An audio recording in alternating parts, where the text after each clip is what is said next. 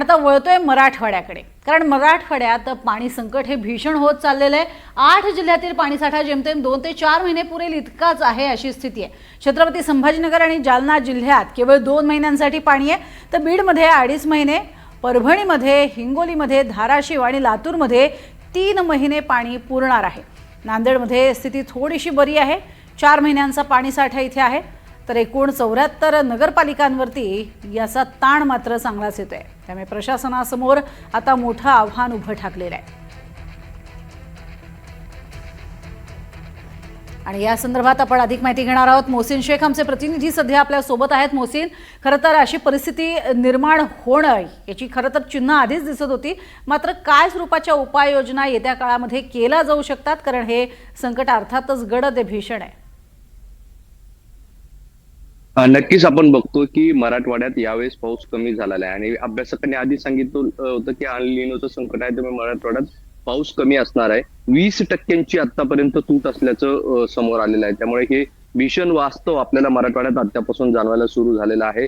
मराठवाड्यातील 8 जिल्ह्यांमध्ये अशी परिस्थिती आहे, काही जिल्ह्यांमध्ये 2 महिने, काही जिल्ह्यांमध्ये 2.5 महिने, कुठे 3 महिने पाणी पुरेल अशी अवस्था आहे। त्यामुळे एकंदरीत जर अशीच परिस्थिती राहिली, ऑगस्ट सप्टेंबर म्हणजेच नोव्हेंबर आणि डिसेंबरच्या काळात मराठवाड्यात भीषण असं दुष्काळाचं सावट आपल्याला आतापासूनच जाणवायला सुरुवात झालेला आहे। कारण पाऊस पडत नाहीये, रिमझिम जो पाऊस झालाय त्यात फक्त पिकांना जीवनदान मिळतंय, मात्र जी प्रकल्प आहे, धरणं आहेत, ती कोरडी ठाक पडलेली असल्याचं चित्र आहे।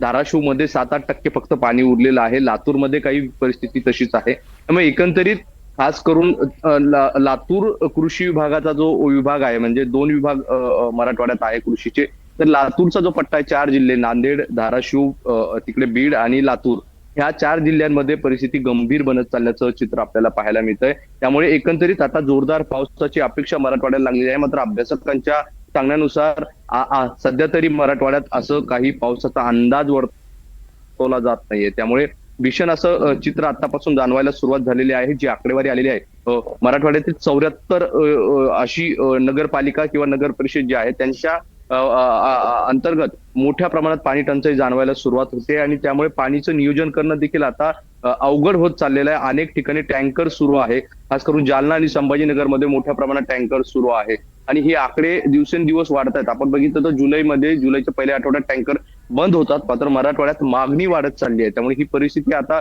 चिंताजनक बनत चाललेली आहे आणि जर अशीच परिस्थिती राहिली तर नोव्हेंबर आणि डिसेंबरमध्ये तीव्र अशा पाणी टंचाईच्या झळा मराठवाड्याला पाहायला मिळू शकतात।